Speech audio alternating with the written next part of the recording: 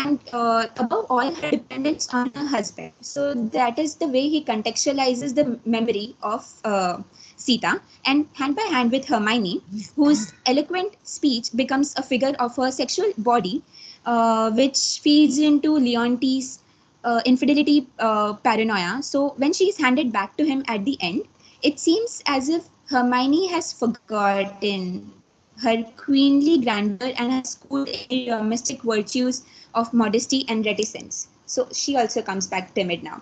So the husband's remembrance is shaped by literary cultural modes of sentimentalization and romanticization of women, especially women who have become victims of oppression.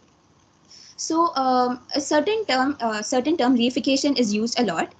In general, it is a complex idea for when you treat something immaterial like happiness, fear as a material thing. So here Lalita Pandit specifies that a usage of term is to be seen in the sense which Lukács has used in history and class consciousness in Marxist dialectics. He uses the term to refer to discourse processes in capitalist societies that turn human subjects into things and images that elevate and transform into exchange value the humanness of the individual subjects. So Lacan also uses this term to speak of the objectified identities of human subjects. So as glorified cultural images and icons, human agents become objectified, and in that process, their human subjectivity is absorbed by various fetishizing and their refractory agencies of a culture. So according to Lalita Pandit, it is through these agencies that hegemonic systems initiate and sustain forms of oppression. The comparative study of both the text, Uttar Ramcharit and The Winter's Tale, so they are to be treated as products of the materialist and symbolic economies of the cultures, and they are grounded in, and in them we have to contextualize the gender politics of imaginary infidelity. Next we have the heading in parallel marginalities of race and gender in Bhavabhuti's source text Ramayana. So here we understand the aesthetic of the epic poem is grounded in an ideologically constructed value system. Oppressive gender ideologies have existed in Hindu tradition as far back as 750 and 500 BC. And of course, there are inconsistencies as well, like Puranic literature, which unravels a lost tradition of dominance of women in Indian culture, while the epics have moved toward a construction of patriarchal power. And this shift is majorly due to the development of aestheticism in Hindu culture, which actually became a crux in the objectification and marginalization of women and goddesses. And there are so many paradoxes to the myth of Ram and Sita, and also the entire concept of reincarnation of God in human bodies as they take birth in a gendered society. So, as Sita is regarded as a goddess, she is also personified as the domestic virtue to such an extreme degree that her divine nature is restricted within the confines of dharma. So, the common perception and the grandiose myth of the mother goddess empowers women is mistaken. So actually, I was gonna present an illustration, but I did not do that. I will do that later. But yeah, so actually, I have a side story. So which is not at all important. Then also, I feel like saying it. So coincidentally, a while back, I went for running, and there was this man and a woman, old man and a woman, and they came up and struck a conversation. So I don't know how the conversation went into feminism, or I'm not really sure. So the amount of times I had to hear the old guy say that, you should not put yourself down like that. You are equal to men, and you are a goddess. I heard that you are a goddess like 10, 15 times. A random man saying to me that you are a goddess. And he was like, hell bent on not realizing why I was having problem with it. And in the end, he had the audacity to tell me, is there something traumatic that happened to you when you were young? And I did not even have the god to keep a straight face, and I just laughed so hard. So side story ends. So, in terms of social justice and equality, the goddess myth did not do much to empower women. Just as women were not a high status in group in Renaissance and the medieval Europe, they they were not a high status group during the epic and classical periods in India as well, and they could not even speak or write Sanskrit. So the paradox follows, like giving women the supposed high status of goddess, but then the feminine divine in theology and metaphysics is invariably associated with Maya or Avidya, the darkening power of illusion. So same thing happens with Prakriti and Purush. So Purush, pure and distant, is beyond subject and object. So that's why you can even not define Purush. And Prakriti, the energizing principle in creation, seduces Purush, and then this disaster occurs. Purush becomes trapped inside Prakriti. Purush gets more and more entangled with Prakriti, and the Purush cannot separate itself from Prakriti, stuff like that.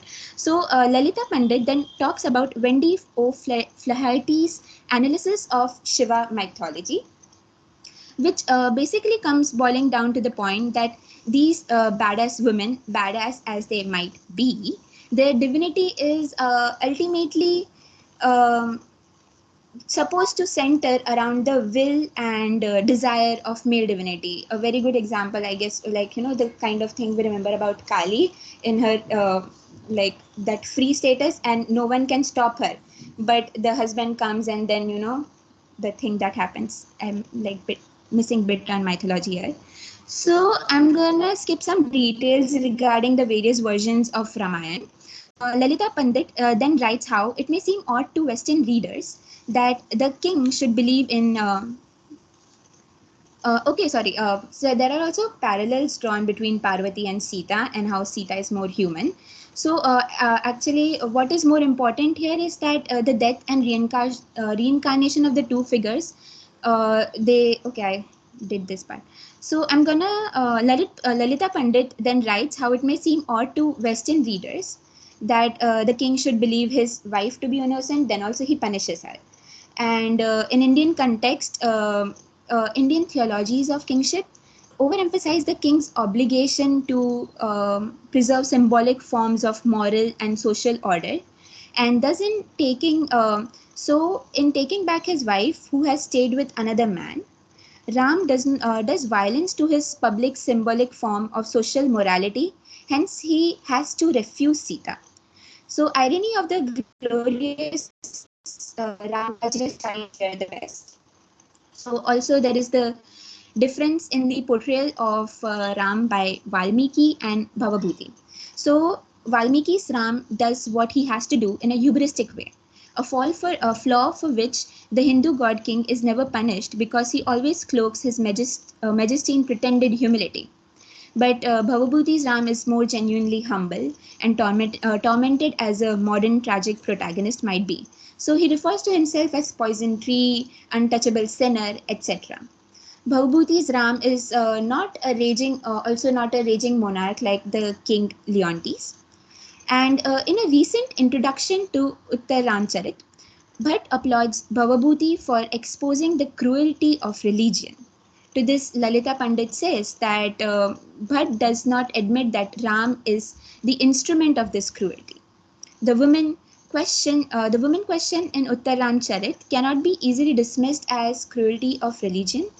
It is symptomatic of the marginalizing tendencies of the dharma Ram has willingly accepted as the golden path to human virtue. So, in the paradox of deity as human in Ramayana and Uttar Ramcharit, um, in the beginning we talked a bit about the paradox of being a god in a human form, and here it would be better elaborated. So, a contrast is set up between Ram and Shiv. Shiv being a perpetual rebel.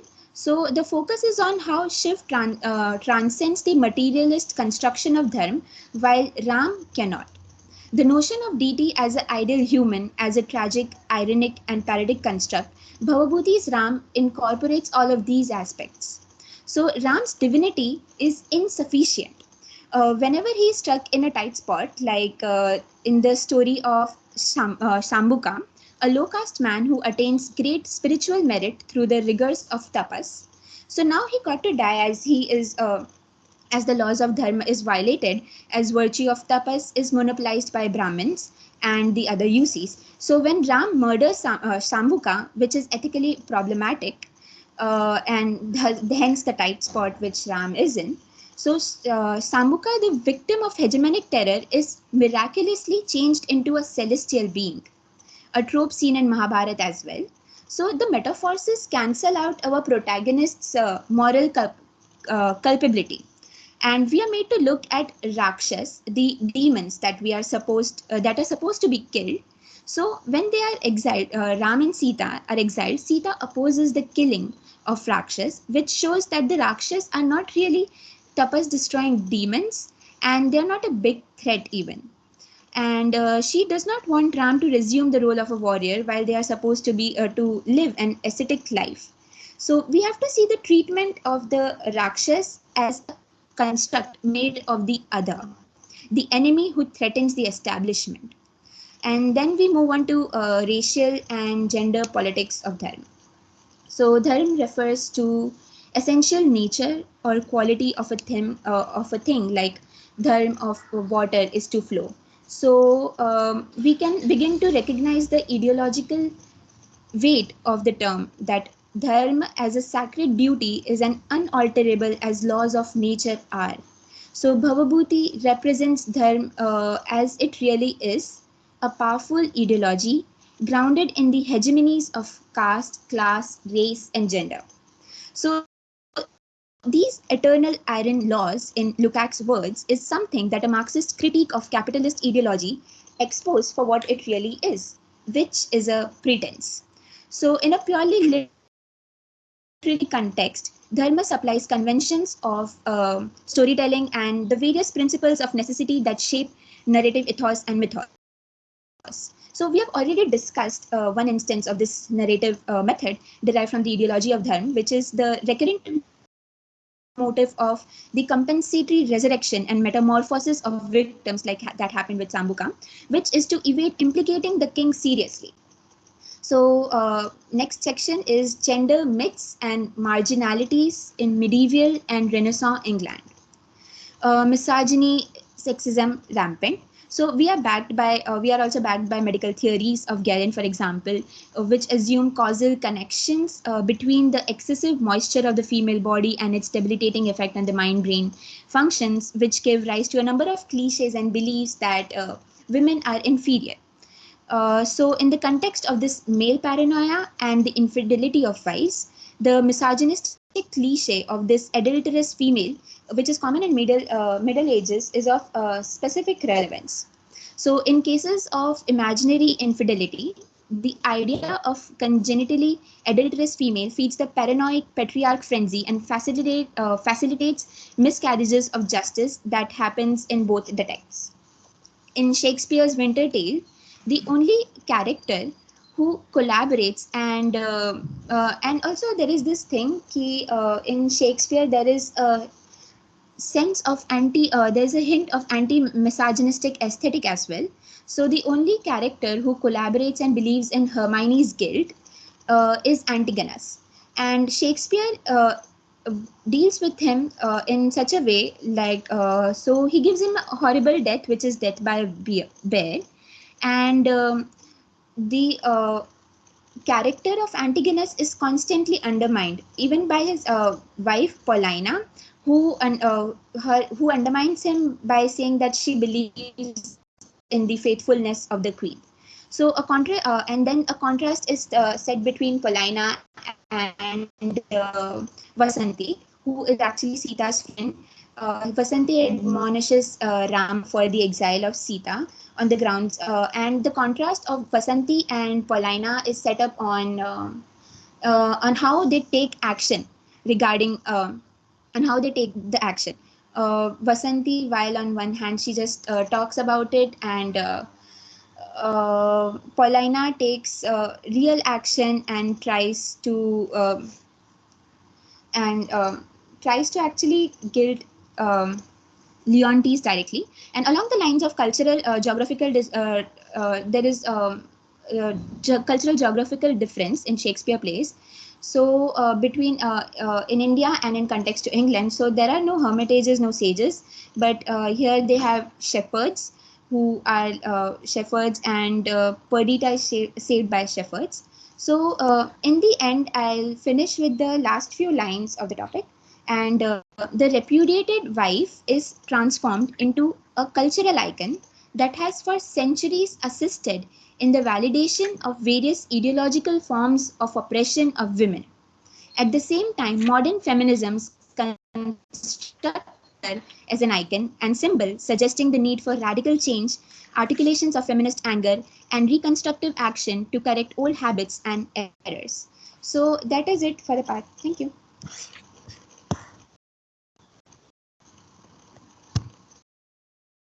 Okay. I'll Yes. continue from here.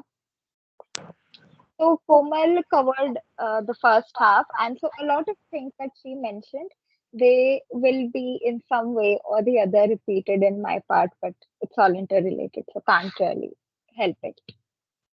So one of the main things that this comparison constantly talks about more than once is how the reified wife is treated, right? And after the rejection, after the accusations, after the test, what actually happens. And there are some similarities, and at the same time, there are some differences between Hermione and Sita and the other characters in the plays or the other entities in the story, which help them get their ending, happy or otherwise.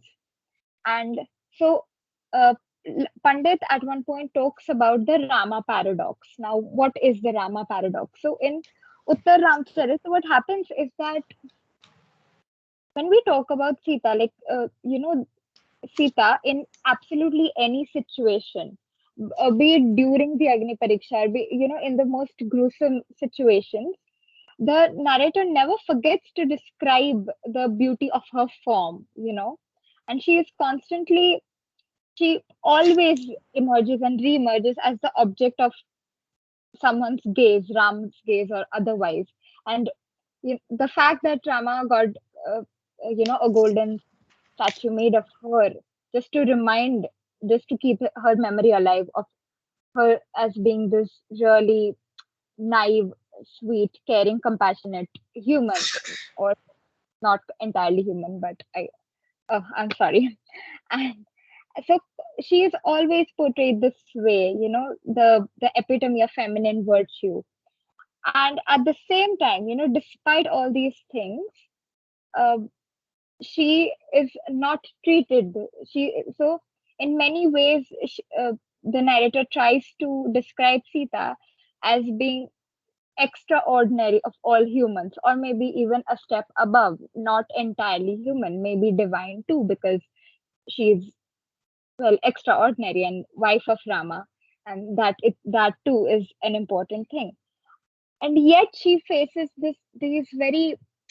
these accusations, or the way her trial takes place. It's all very not according to the caste or class she belongs. So Pandit makes this point that despite all these things, despite all this beauty, despite being so extraordinary, she has to face the kind of treatment that the society would um, give to someone common, to a commoner, not to a queen.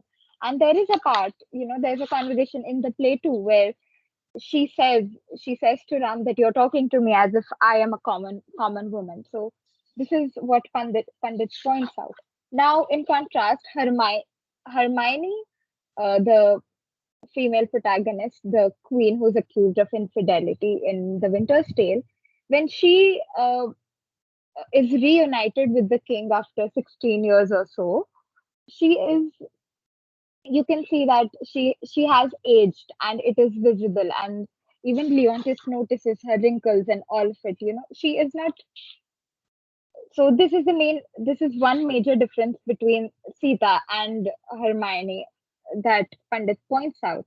And it's difficult to forget that, because it's difficult to ignore this, because when it was, it was not just her form or her outer beauty, but also her wit, the way she talked. Because after all, it was, it was her speeches which made Leontis's childhood friend stay for longer, which gave, which planted the seed in his head of doubt and ac- and all the accusations that take place later. So he knows entirely well what like what an interesting woman or she is, and that the rules of basic modesty or being taciturn, which apply to the other courtiers or other women, even if they are noble women, they don't exactly apply to Hermione.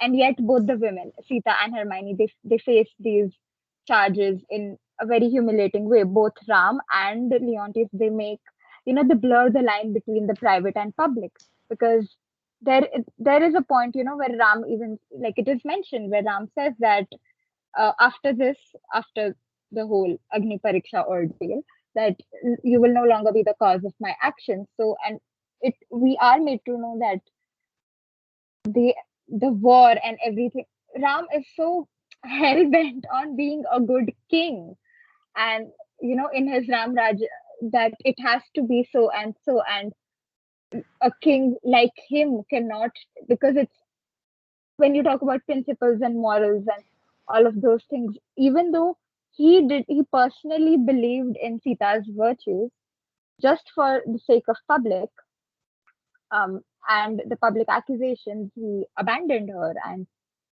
there are some lines mentioned even in even there are some lines which even Pandit quotes directly from the play, which are a little humiliating, considering the constant um, appreciation of Sita and the constant deification of her form. She is like treated like a human, but constantly described as someone who's not superhuman, but like higher than just another human. So this is a contrast that constantly keeps on coming up in both the plays. And this is also mentioned, so Pandit also mentions about how the time frames are, a little, so in Uttar Ramcharit, so there's in Ramayan, Sita is shown like she becomes pregnant much later after the coronation and after the couple settle down. However, in Uttar Ramcharit, what Bhabhuti does is he tweaks the timeline a little, and the queen is visibly pregnant when the couple arrive in Ayodhya. This, playing with the time a little so as to make um, the accusations that the women face, more obvious as to, okay, a normal person can join the dots and be maybe filled with doubt for these women. The same happens even in the Winter's Tale, because uh, the king's friend leaves, and immediately after that the queen delivers a baby, and the time period, 23 days early, and 23 days was the time period when the oracle was absent. And so all of these things, they are well, both the playwrights, they wrote this purposefully just to make some things obvious to the reader, and both of them, so well, there's a clear departure from the original timeline in the Ramayana, but it is all done for a reason. Then Pandit also points out, so she talks also about the female virtue, the female body, and she talks about, so she mentions Robert Burton's discussion, of the semiotics of jealousy, and how jealousy is something that the court, right, the culture, the way they socialize in a court, how it is the perfect place which might lead to violations of sexual morality, because courts facilitate these deviations, and there are some gestures, there are standards to be, there's a certain way people behave, and it is possible that it is very much possible, or it is a place where such things happen easily because of the way people socialize there. But then again, we are talking about how, regardless of their behavior, of the women's behavior, they do have a certain, like Sita had caste privilege, and of course she was the queen, and Hermione herself was a daughter of the Emperor of Russia, and and they both had the privilege to behave in a way that other upper class women or upper caste women were not allowed to. And again, back to square one, they were treated like just any other simple domestic woman would be treated when faced with charges of adultery. Then Pandit also talks about, feminine revenge and justice in the Winter's Tale. So Palena is a character, and her major asset is her tongue, her speech, and she uses that with a lot of freedom. And so Dorothea Keller in Shakespeare's Amelia's and Politics of Celibacy, right? She mentions how Amelias of, in Shakespeare's tales, these Amelia type characters are women who are, well, attendants of, let's say, of the queen or the female protagonist, and they are there. They don't really have that much power, but they are there and they are observing, and sometimes they are also directly affected with the changes that take place in the protagonist's life. And Paulina is one who actually exercises that power. Like, she is a noble woman. She knows and she is convinced that Hermione has not cheated uh, with Leontis's best friend, and she is the one who practically who, like, I can't find any other way to put it than to say that she practically guilt trips Leontis into, staying celibate and being penitent for so many years, and she very dramatically hides Hermione from everybody's sight, and she saves her. She, for so many years, she keeps her hidden away. And very dramatically, they are also reunited in the play within a play, which is also a very common thing between these two texts, because uh, there's a um, there's one in there's one which takes place for the reunion with Lavkush in Uttar Ramcharit, and then there's also one which takes place for the reunion of Hermione and Leontis, and also their daughter, which happens after a very, very long time. Again, very, uh, expanded timeline. So she talks about, so Keller points out that how such characters, these characters which are not entirely very powerful in the society that is described in the plays, they have an interesting role to play, and they influence the chain of events to such a great degree. Okay, sorry. Yeah. So then another thing that Pandit points out is about how the lost wife is recuperated, right, in both the texts. So Paulina's silence and secrecy, at the same time, her conviction, which she exhibits every once in a while, that preserved Hermione for so many years. And Sita is also saved uh, by like she. Okay, sorry, I need to articulate. I'm so sorry, sir. I just got some things jumbled up in my head. Doesn't matter. Yeah. So Hermione is believed to be dead, and Sita actually dies. And Bhagavati, very ambiguous. It's little vague. I mean, we do not have to read too much into it. That's what Pandit says, that we do not have to read too much into Bhagavati's words to understand that Sita has died, and now it's only, she only exists in spirit form, right?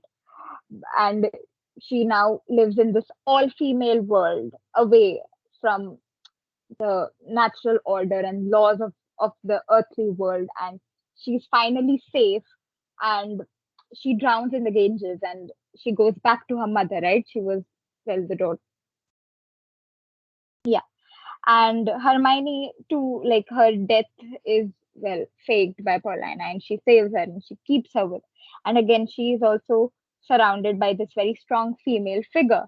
So, there's this emphasis of this world away from earthly, this world where women too can feel safe, with other women, and it is so far away from the laws and the order and the accusations and the all other common things and very common problems that women face. And it is only after they've, you know, been separated from their, well, husbands in both the cases, uh, that we, yeah. So this happens, and this is constant, and there is this emphasis of how this world is so much more different, and different in a and the contrast between the patriarchal law and the matriarchal law, and if not entirely matriarchal, just this contrast of how men and women deal with things and deal with certain situations, and how it's usually the woman have who has to face the consequences in very humiliating ways, regardless of their social stature. And we then Pandit also points out how Sita embodies, both the ethos and the pathos of that Bhagwati wanted to show on stage.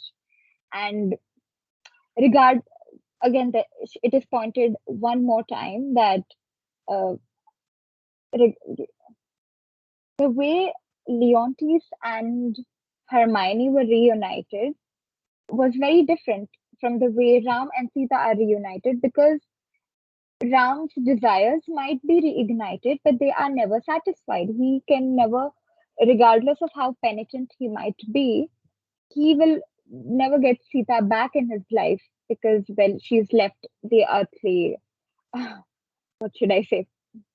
She's left the earth in that way. He can feel his presence, but he will never be able to completely reverse or repair the situation. Which is uh, something that Leontis manages to do, because he repents for a very long time, and it is only after that then Felina, like, I don't know how it's pronounced. Uh, she makes the reunion happen through the play within the play ploy that is employed. And lastly, Pandit, draws parallels between Sita, Hermione, and Proserpina.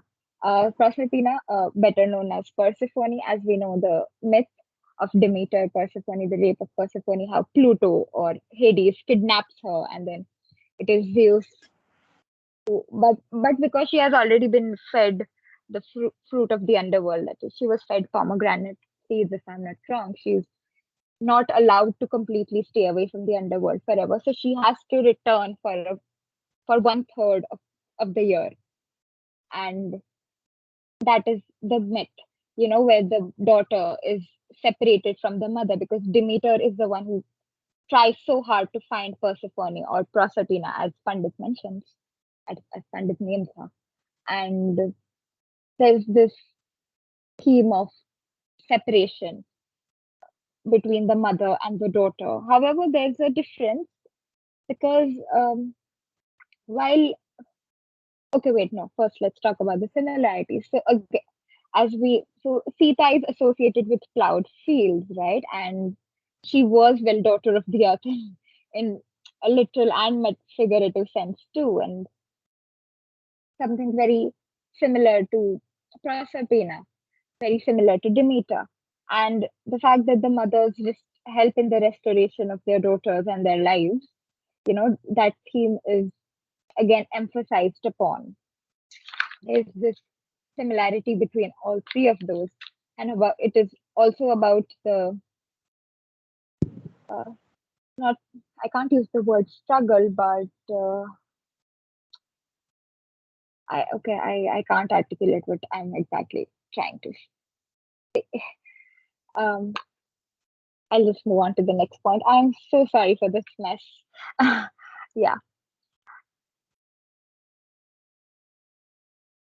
So when all these people, when so the reunions that take place, they are not identical, of course, but it is important to not ignore the similarities, and also the fact that there are well, so many similarities between plays written in different cultures and different times, and within, keeping different myths in mind. I mean, it might not be a very common thing, and we might ignore it often. That we might have never thought of reading Shakespeare along with a Sanskrit playwright of ninth or 8th century, uh, and the use of Bhavuti's, use mention of Vedic goddesses and all these Vedic references. And then we have some Greco reference, like we have some other references, and they are all based on this Greek reference of this mythological character. All of these just brings us, back to the universality of certain things, certain emotions and events, and the way so different people in different times, in different places of the world wrote such similar things, and how it is important to study them without without um, forget without just making it a matter of influence or superiority and inferiority. And one important thing before I end this is uh, the title, right? Patriarchy and Paranoia. Uh, Interestingly, the word paranoia is used, I guess, only once in the entire play, and then another time the word used is delusion. Both the times they are used for Ram and Leontis, and even it's the fact that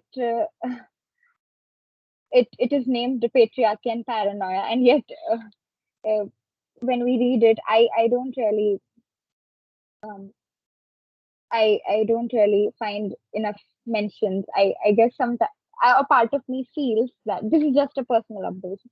A part of me feels that while we have been extremely logical and also right, like Pandit has made all the right points, I think we as readers might, underestimate the intensity of all these situations taking place in the life of a normal woman, or these characters in a play who just have and which will be played by some other actors, and we just have to silently observe, and yet unknowingly we might downplay the seriousness of all these situations, and how the word paranoia is just doesn't do justice. It is so much worse than that. Yeah, thank you so much. I hope I did not make a very big mess. Thank you. Right. So questions. Now this is actually about how to go about reading a dense or complex texts, right? These, right? That is one of the purpose is that we train you to read and analyze and form your own opinion regarding the material that you read, right? Because one of the important parts of research is what is known as literature review, right? And literature review is all about looking at existing research on a particular area, right? And the reason why we prescribe you this text is to train you in doing literature review. So some of the important points to be kept in mind is that such writings have certain arguments and certain details that are made to back up certain claims, arguments and claims, right? So your job as a reader is try to figure out the argument and look at certain claims that are made, the evidence is provided for the claims, because as a researcher you get degrees, whether it's MPhil or PhD, for presenting your findings in an argued manner, right? So how to develop arguments is also something that you learn by reading these essays. So what you have to do is try to figure out what are the arguments and claims that the scholar is making, and how does she back up, what is the data that she is providing to back up her claims, right?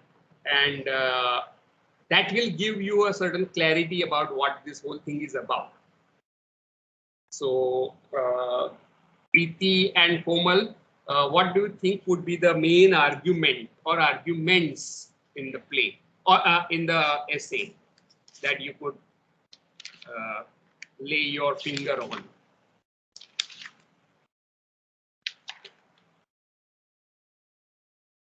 Also, the first one would be Pandit tries to prove that there were gender-based inequities, in the legal systems back then, and this can be made clear with the. Uh, this is, pretty evident, very evident in both the texts that she has taken, which she has chosen to compare because of the way the trials take place of both the women in question. That is, Right. well, So number what's the one. argument and her claim?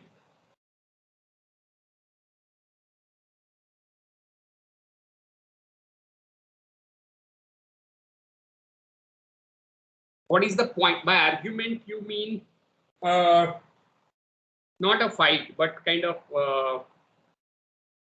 pointing out limitations of a position, and then saying, no, this is what I feel, and this is the evidence. So expression of disagreement. Yeah. Can you come after half an hour? You talk to the head. Right, sir. So I have a class. Yes. So argument is when you find that there is a gap in your secondary material, right? The primary sources are which are the primary texts? This book, in this essay. Primary texts are Uttar Ramcharit and the Winter's Tale. Yeah. And Winter's Tale. Right. And then what is the secondary material?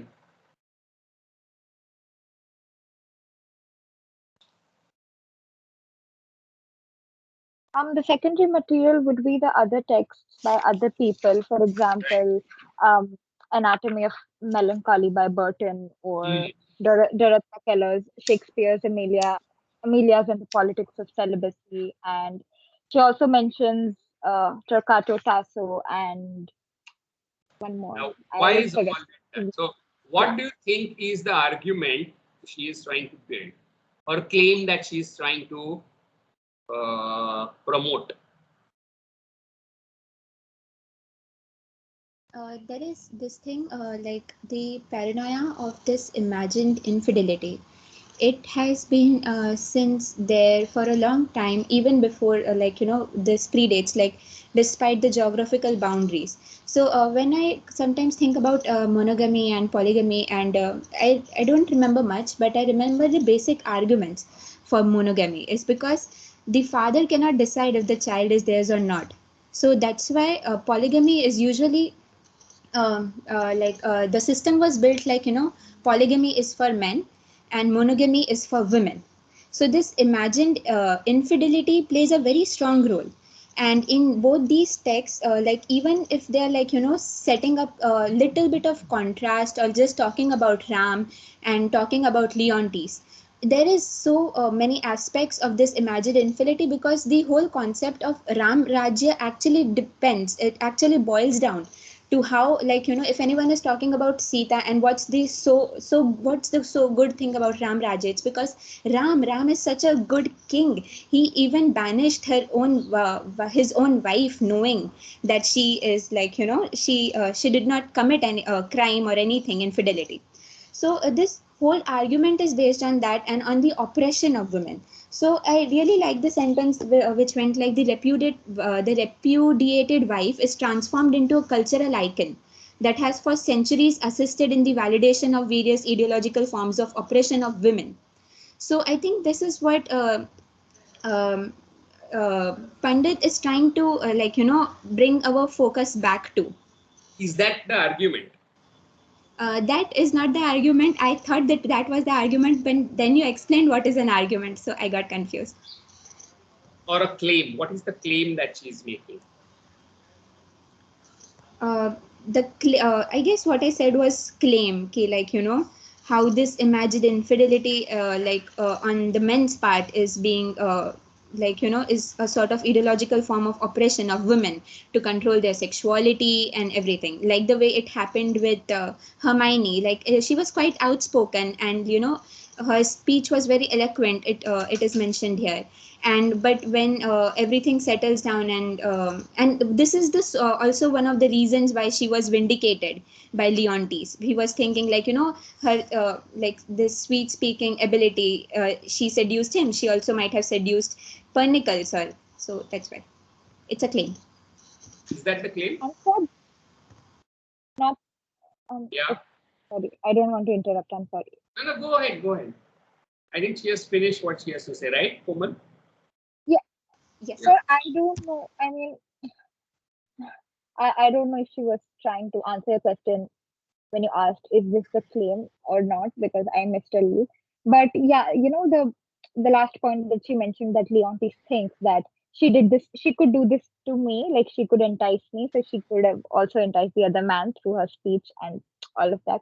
This is so the same is also used for Sita, right? Because it is mentioned here that um, people think that Sita she might have been adulterous, because after all, this was the same woman who so longed for that beautiful deer that, she desperately sent her husband after it. And this is the same woman. So now they suddenly forget that she was always an animal loving person. Now suddenly she is someone well, who, who's filled with some sort of lust or sensuality. And this the very similar comparison is drawn. But again, I don't, I can't uh, say that this is a claim. I'd say this is something that they mentioned to prove like, I mean, this is not the exact claim, obviously. Then, if you are denying what you are saying, then what is the correct claim that she is making? Sir, What's I the lack argument? conviction. I am the wrong person to be answering this. I'm such a yeah, yes. Why you are the wrong person? You are the presenter. You are the person. Exactly. And I lack so much conviction, because like this is such an interesting piece of work. At the same time, I've just realized that I got a few things messed up, and I might have missed a few important points that I had thought that I should be mentioning. So now I do not want to mess things up further. And So yeah. I'm telling you how to avoid messing up when you present, right? Is to identify the central argument and the claims made or the evidence provided to back up the claim. If you separate these two, then you will have a better grasp over your material that you are trying to present. So I'm trying to identify the central argument of the longish essay that you are studying, so that you become better reader and consequently better writers. Which so what is the central argument of this? Sir, can you talk again about what actually is an argument, because I'm confusing it with claim. Argument is the point that you're trying to make, right? So it's often based on critically engaging with the existing points of view and showing the limitations of those points of view and say that this is what I believe. Uh, that is the argument. If you go back to good old Plato and Aristotle and dialectic, then there is a thesis and there is an antithesis, and then finally you reach synthesis. So thesis is position that you take, antithesis is a critique of that, right? So, and finally you reconcile a position. So dialectically speaking, uh, a point that you are making is very often set up against existing points of view. And in order to justify or back up your point of view, you provide certain evidence to back that point of view. That is how research is written and presented and done. So we are also looking at research methodology, but also how to lay out your research and write a research paper, because the underlying logic is more or less the same. So is what is meant by argument clear? The crude sense of word argument क्या होता है? What do you mean when you argue with somebody? What does that mean, Komal? Like you're trying to establish your point of view. Or how would you go about doing that? Why would you go about doing that? Is that an argument? By giving instances. Pardon? By giving instances. Instances, yes. But why do you want to make your point?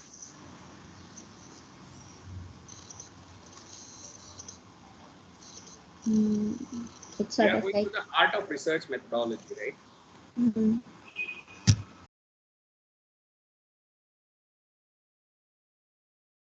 Okay, I also leave it to others who can attempt.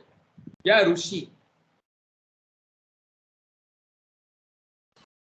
Sir, you make an argument because you have discovered something which you believe will be something new, or either that or something, a claim you disagree with, and Come you again. are. What's the last thing that you said? Sir, I said that and a claim someone makes and you disagree with that claim, so you argue with him, you put up an argument. So you disagree with the existing perspective, right? Or a point of view, right? Yes, sir. And that disagreement arises. How does it arise? What causes that disagreement?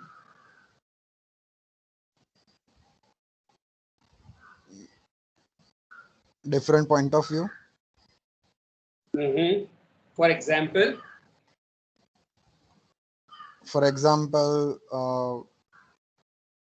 somebody might glorify Ram in casting away Sita and saying that he maintained his virtue as a king. While I disagree with him, I would say that he is the biggest villain of all. So that kind of argument. but argument on what basis will you say that he is not the greatest person? You will have to base it on something, right? Your claim on something. Rushi, if you feel that Ram is not the greatest king, then you have a different evaluative parameters to which you will claim that he does not live up to that reputation, right? So what Yes, would sir. those grounds be? On what basis will you decide? Sir, I would say that if he wanted to maintain his virtue, his kingly virtues, he might have started with changing the views of the society. I mean, he had all the powers in his hands. He could have changed the perception of the people about women. I mean, starting from his own house, right? If he wanted to set up an example, he could have done that. But instead, he chose to go with what society believed dharma of a woman is, and he went along with what people said. He did not bring about a revolution, I would say. If he loved Sita so much, then he could have done. And what if the person says that the idea of revolution is only 200 years old? 1789 की बात कर रहे हो, Mary वेल्सटनक्रफ्ट 200 साल पुरानी है. Ram is 2500 years old, where no such ideas existed of virtue, as you are trying to educate society and create a better equitable life for women. All those ideas are ideas that are produced in last 200 years in Europe. They never happened in India. And somebody may say that you are using modern yardsticks to measure something that is ancient. So what will you say to that? So then I would say that let's not talk about bringing about a revolution, but let's say that people claim that Ram loved Sita so much, but in every text, I don't even see that he puts up a bit of I mean little bit of fight, even a little bit of fight to keep Sita with him. He just does whatever people around him says. Technically, then somebody may also point. I'm just arguing for the sake of argument, right? I'm not upholding. I'm not trying to impose or uphold my point of view. I'm just sake of argument because we are discussing argumentation, right? Basically, we are trying to learn how Yes, to sir. analyze and propose arguments. So I may say that the whole idea of love also is historical, and your idea of love is probably modern one, where and probably Ram is influenced by the idea of Raj Dharma, which is more important than Pati Dharma. Uh, so he has to choose between one dharma and another dharma, and he finds that he would rather choose the dharma of a king than that of a husband. Right. So what will you say?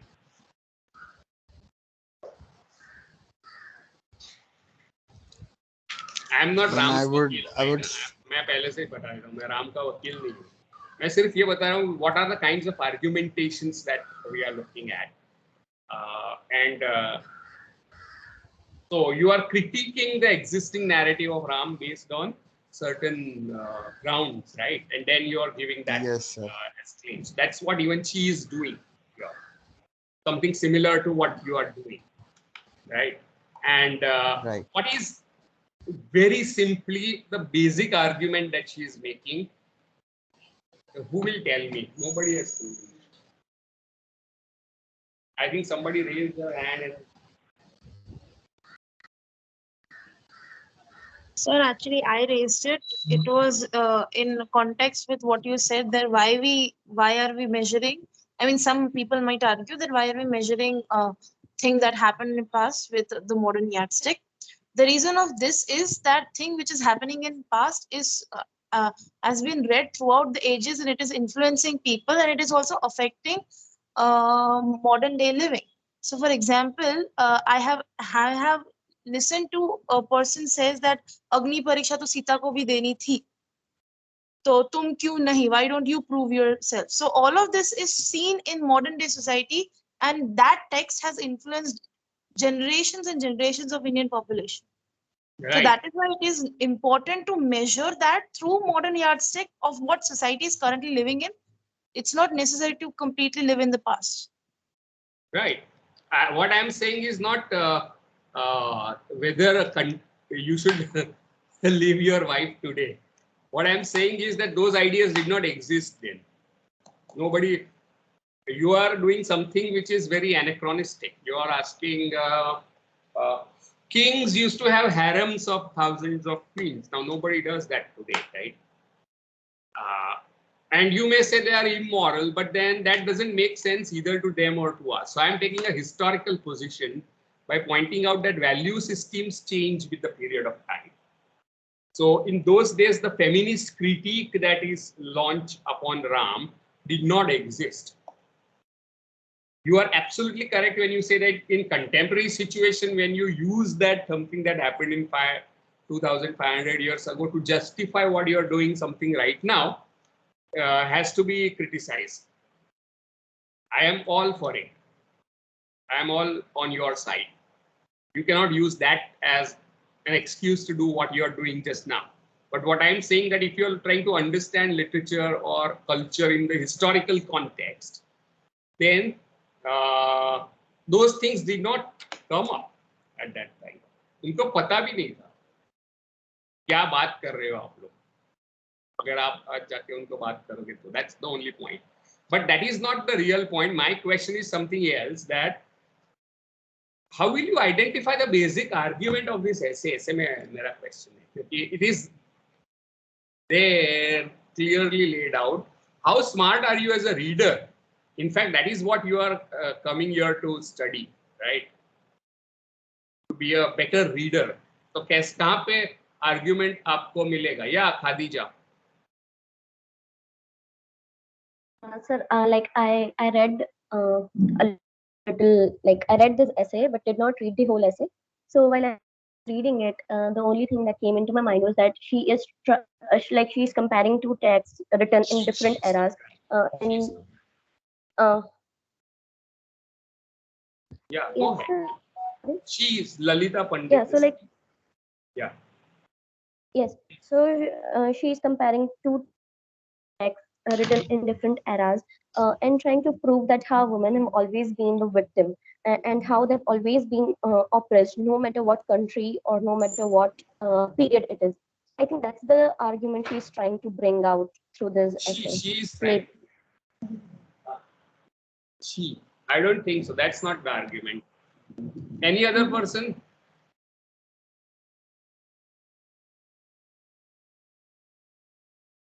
I'm testing how smart readers you are, how clever you are.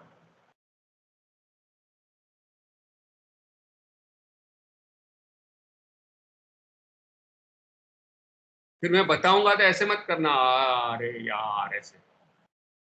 It's there in the first paragraph. Idiots. ये पढ़ो. Kalidas, Bas, Bhavbhuti and other Sanskrit playwrights wrote tragic comedies that were very similar to the tragic comedy of Shakespeare and his contemporaries.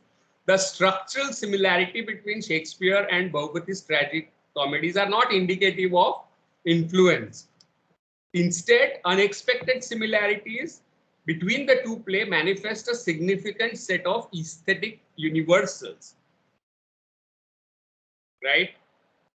And then these aesthetic universals manifest themselves because of certain historical and ideological contexts. That is the summary of this. That's argument दे देते हो तो आप abstract बना देते हो. ये कितने pages का ऐसे है जो सिर्फ 2-3 sentences में summarize किया गया है. Right? So good writers lay out their arguments in the beginning. So the first or second paragraph, if you read carefully, you will get hold of the central thread of the argument. And then she goes on to draw upon all the theoretical moves that she is making. She is drawing upon Lukács and Marxist thinkers like Lukács and psychoanalytical thinkers like Lacan. And then she is looking at the question of gender. Right, and marginalization, how it operates in two different cultures. And then she also goes on to look at the whole figures of goddess and gods in its ideological and historical context. And then she goes on to even say racial and gender politics of the idea of dharma on page number 112. Right, she then goes on analyzes and then the gender myths in medieval and Renaissance England. So she is drawing upon cultural histories of both the traditions. Right. So these unexpected similarities, according to her, are not because of influence, but because of ideological parallels. Right, and ideological parallels as well as poetical parallels. That's what she is saying. So poetical parallels would include what? And it is given on the first page. Both plays draw upon representation, draw upon earlier works of literature, right? Bhavabhuti is drawing upon Ramayana, and Shakespeare is drawing upon his contemporary almost. Robert Greene.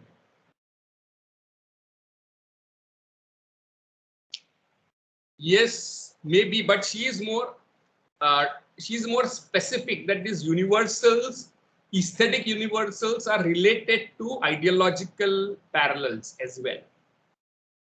Right. So what are those aesthetic universals? Is the use of earlier material. None of them is inventing a material, right? Shakespeare is using Green's novel. वो सीधे ही चोरी करता था, right? Contemporary novel, and people call him genius, right? So when a white man does it, it is a sign of genius. White man चोरी करता है तब वो genius कहा जाता है, और हम लोग चोरी करते हैं तो हम lack of creativity कहे जाती है. Anyway, Bhavabhuti is taking from Ramayana.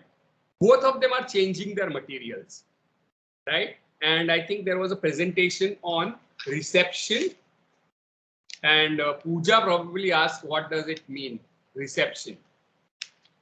Right. So here reception is transformation of material for his or her own agenda. Pooja, that was your question. Drawing upon earlier tradition is intertextual. That is one important aspect of this poetics. Secondly, innovative use of myth and legend. And she talks about goddess myths and parallels in mythological systems of two cultures. She talks about Prosperina, Prosperina as earth goddess. Kya hai naam? I forgot. Sita, Hermione and Prosperina, page 127.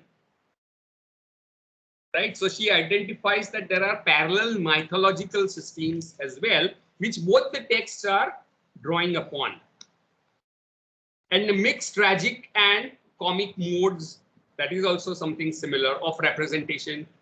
Then construct the sea of large bodies of water, Ganga and other rivers in Sanskrit play as regenerative symbols of rebirth. Sita drowns and she comes back. This is the addition which Bhavabhuti has made to Valmiki's story, right?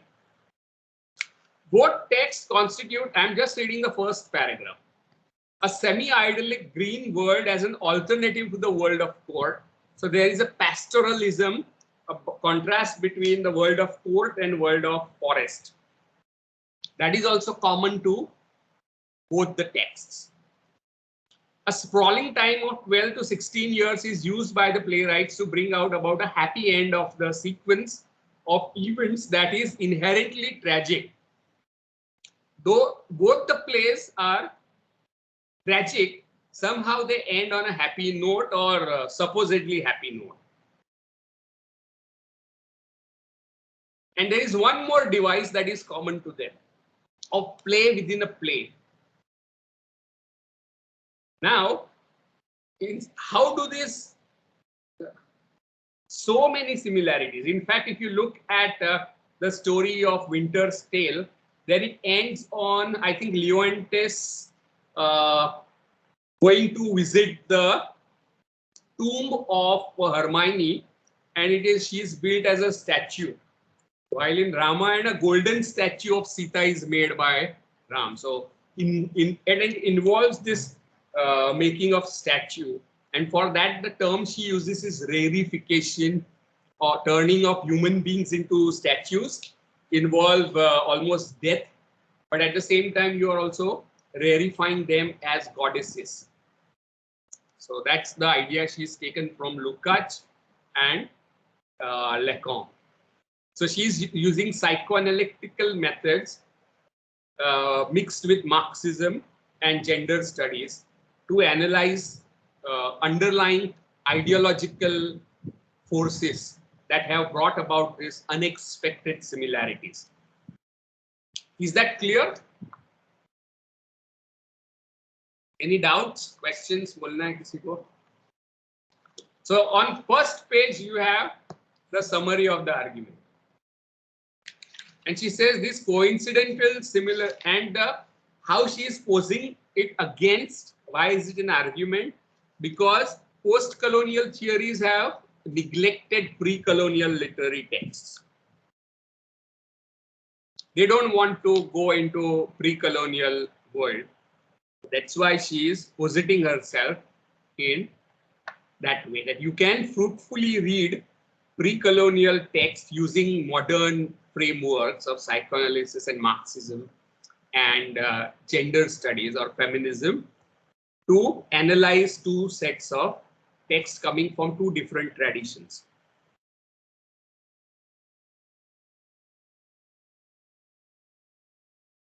And if you remember in one or first or second class of our comparative literature and translation studies, somebody asked why are two texts from which are so different in tradition, traditionally so different histories hai, India ki or West ki. So how can we compare? I think Dharti had raised this question, to which I had responded that you can look up this essay about how it is done.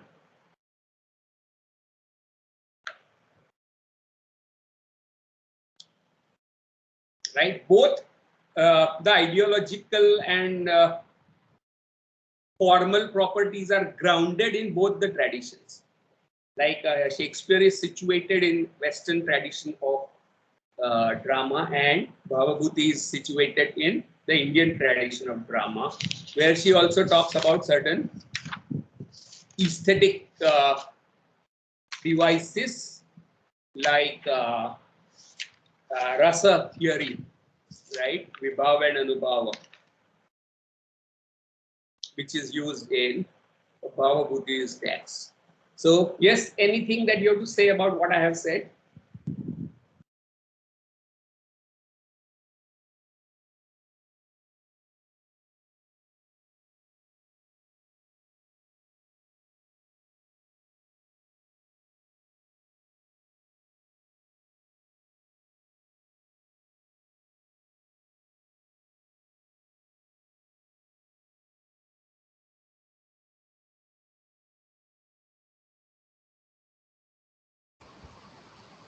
Hello, sir. Yeah. Sir, I have a question. What I was wondering is, why did she choose uh, Bhava Bhati's play? Because why do you think? Tell me, batao. You tell me. Very good question. Why Bhavabhati's play? Sir, I generally am stumped because of this. Anyone else can answer Rushi's question? Attempt.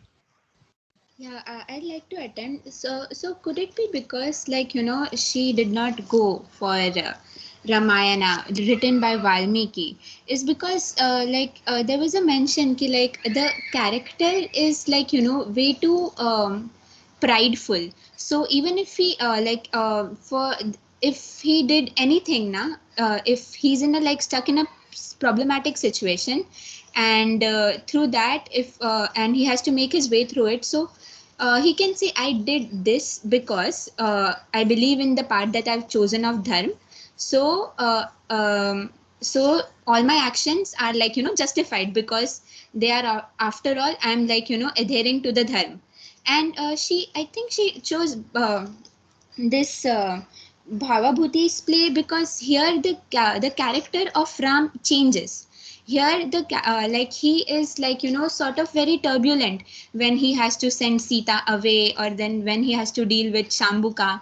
So his feelings are very turbulent, and I think she wanted to put it in a contrast, like, though here it's a comparative study between these two texts, but Ramayan also, like, she wanted to put it in contrast with something different from, like, the character of Ram, different from Valmiki's Ram. That's what I Does think. that I'm not sure. convince you, Rushi?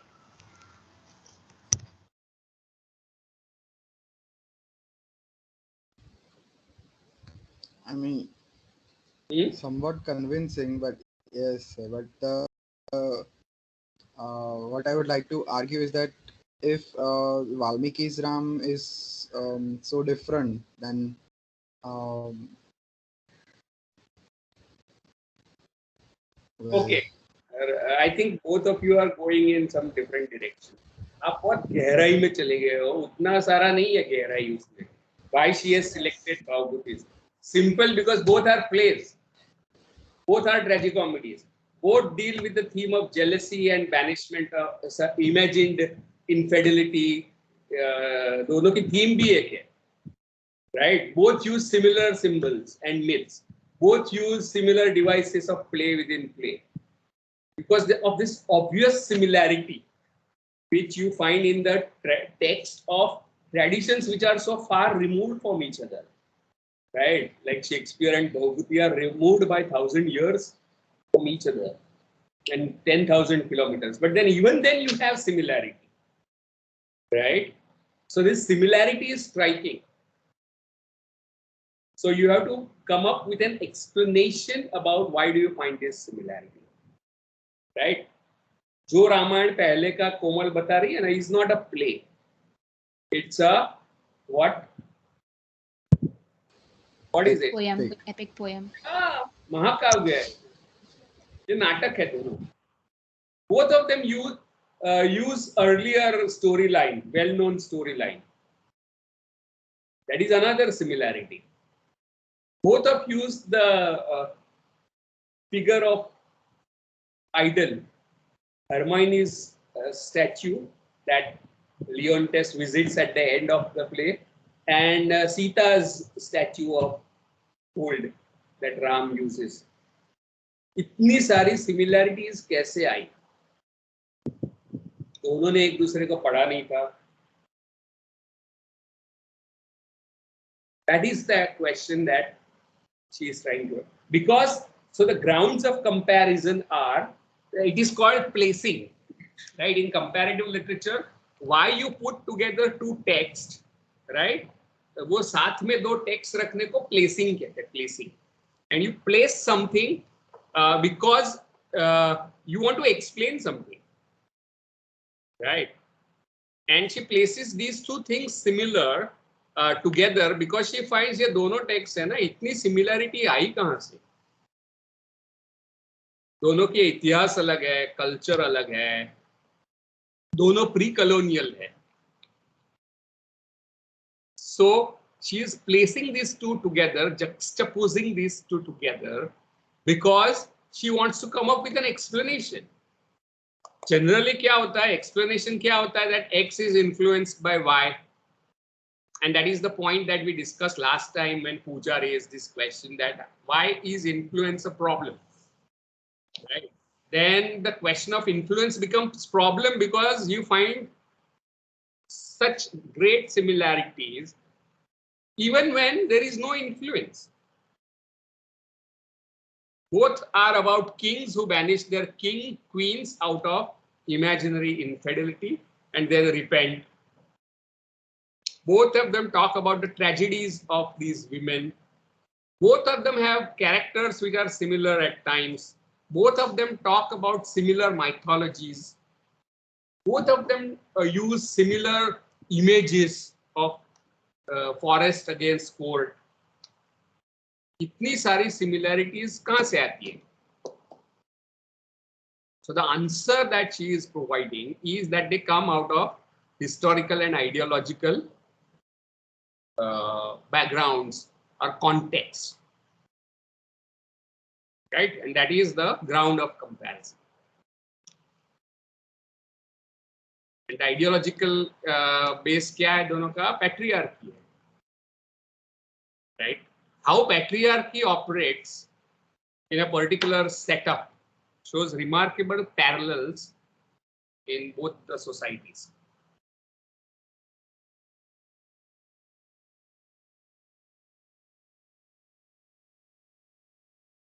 Anything else anyone has to say?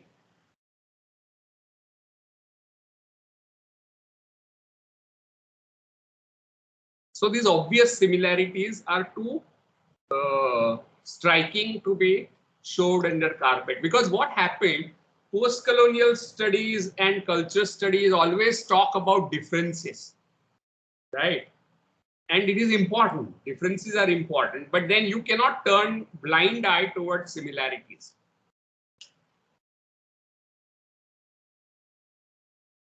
Because in earlier days, people used to talk only about similarities.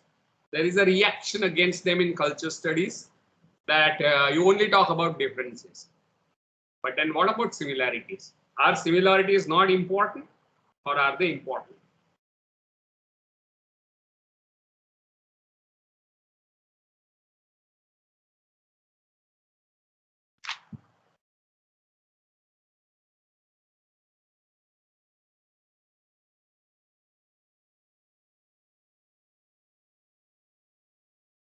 So what do you have to say about this essay? What's your take?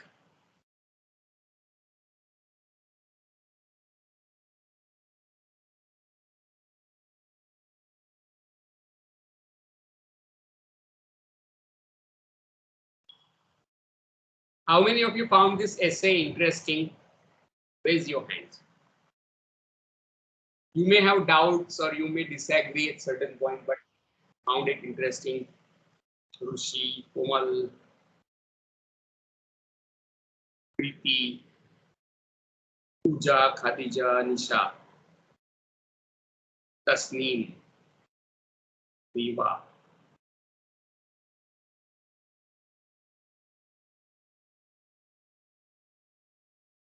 Shreya.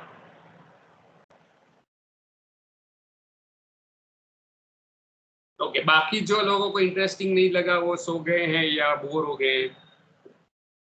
उनका क्या कहना है it's perfectly right to be bored and feel sleepy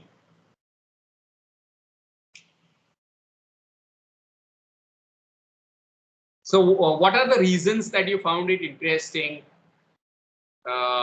Riva why did you find this interesting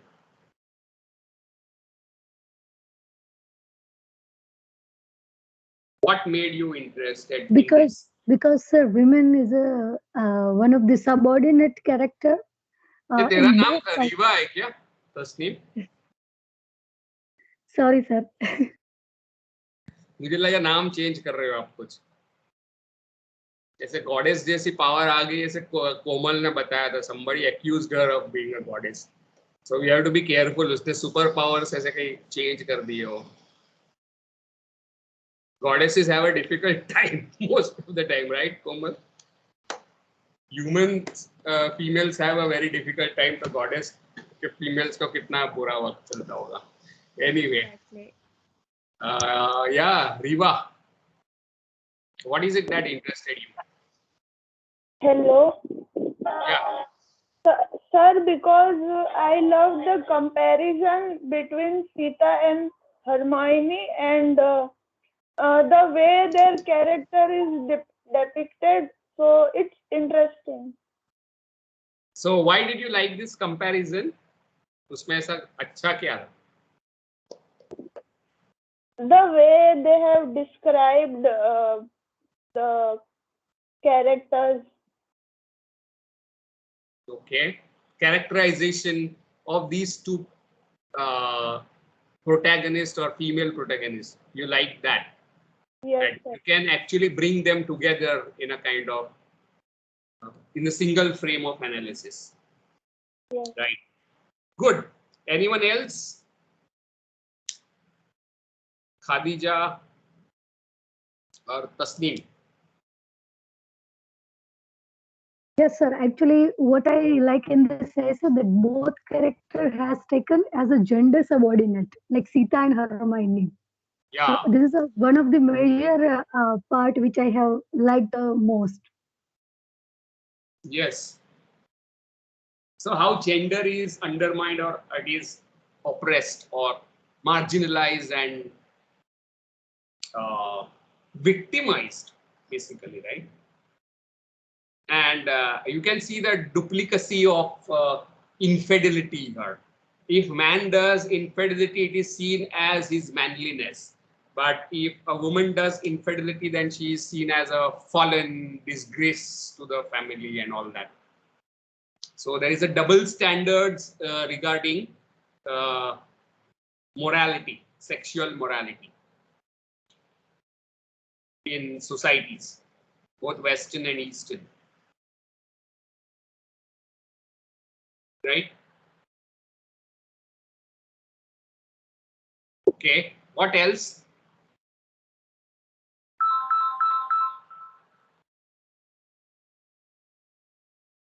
Anyone else have to comment? Ananya, anything to say?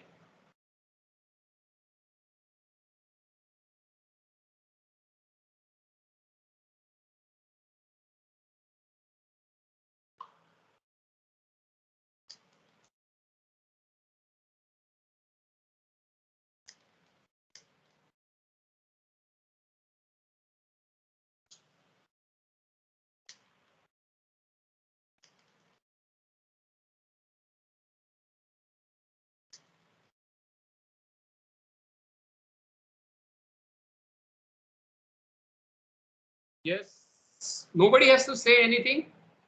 Yeah, Komal. Yeah, I like the part where the Rakshas were mentioned and they were said to be as the other. So like so how they were like demonized for being the other. So I like that part, especially in context to the novel that I read once, Asura by Anand Neelakantan. So it was pretty nice. Yeah, and you know what Asurs were? I think a particular section of society, and Asurs, they belong to a Indo-European group that entered India, Indian subcontinent, and one branch that went to Iran, and whom you call Parsis. In Jain Avesta, Asura is considered to be the god, Ahura Mazda, while in India, Asurs are the bad guys. That is something interesting. So there is a very interesting essay by Sheldon Pollock saying, who were the Rakshas? Rakshas kaun the? Kisko hum Rakshas kehte? Right? They are not exactly demons or monsters or ghouls of Western. Actually, ये सब डरावने character भी cultural specific होते हैं. जैसे चुड़ैल and witch are not equivalents. Right? Chudel is a sprite, a kind of ghost, while witch is human being who does magic. Okay, so what we are going to do is we are going to stop for today. If you don't have anything more to say,